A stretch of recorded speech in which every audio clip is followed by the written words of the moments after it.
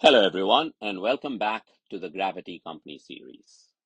I am Nalin Miglani. In the first episode, we talked about the fact that the economy extends far beyond companies receiving most of the attention today, the artificial intelligence companies.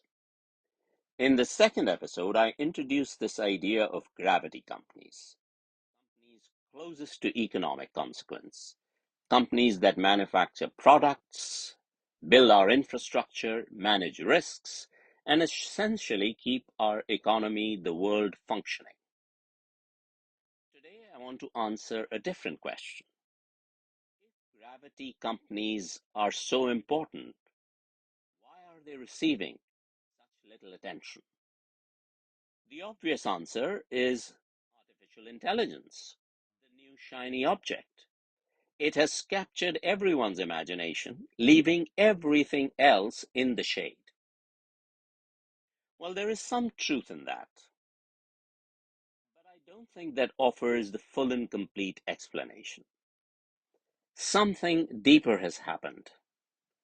Investor expectations have fundamentally changed about corporate performance.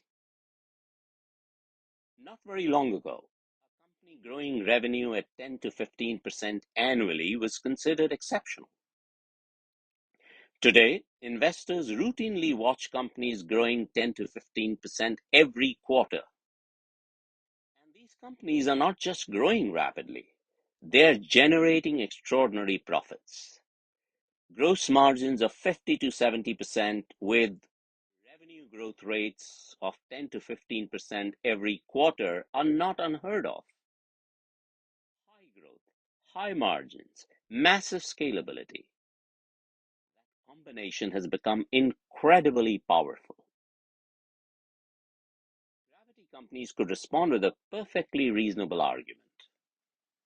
Our markets are saturated, they could say. Competition is intense. They cannot grow like these newest technology companies. Again, there is some truth in that argument, but only partially.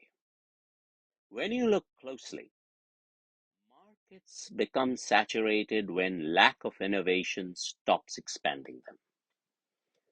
Competition becomes entrenched when nobody redefines the game. Think about a simple example, everyday example, your washing machine. Seriously, think about it. How much has your experience of washing clothes changed in the last 20 years? Same detergent, same rotating drum, same spinning cycle. Now compare that with what has happened in entertainment, payments, computing. Entire industries reinvented, business models overhauled, new ecosystems built from scratch. Could it be that many gravity companies that keep our world functioning, have become good at execution while becoming less ambitious about reinvention? That question deserves nuance. Many gravity companies do innovate. Banks have gone online, industrial companies have had impressive engineering achievements. The issue is not that gravity companies do not innovate. The issue is whether gravity companies innovate at a pace that excites modern capital markets. Over time, many gravity companies have evolved into what I would call professional hierarchies. Not bureaucracies, professional hierarchies. In these companies with professional managers, management often becomes an end in itself. Leaders talk about culture, leadership development, career frameworks, operating processes, NPD processes. None of these are bad, some are essential. But when management becomes the destination rather than a tool, internal focus grows, innovation becomes incremental, and growth slows. Compare this internal focus and incremental innovation with many of today's technology leaders. These are not professional hierarchies. Despite their size, many are founder-led or led by founder-like leaders. They continue behaving like insurgents despite their size.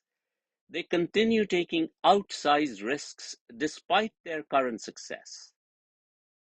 Just recently, many of these companies were celebrated because they were asset-light businesses.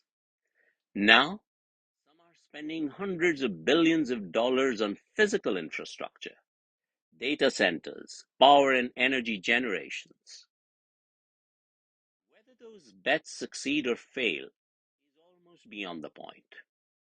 The point is that these companies are willing to reinvent themselves at an extraordinary scale. That is the new game. Can gravity companies do the same? Because these gravity companies do possess extraordinary advantages. They own hard to replicate infrastructure, distribution networks, supply chains. The challenge is that many have optimized these advantages for efficiency rather than for growth. And that may be the central challenge facing gravity companies today. Not relevance, not importance, reinvention. Because if gravity companies can combine their advantages with radical innovation, they will become the greatest beneficiaries of the AI era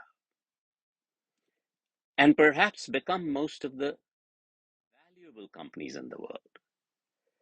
They are already valuable to the economy. They will also become valuable to investors and media. The question then becomes, what do gravity companies need to do to reclaim attention? And more importantly, what do they need to do to fulfill their potential? This is where we will go next. Thank you for listening, and I'll see you in the next episode of the Gravity Company series.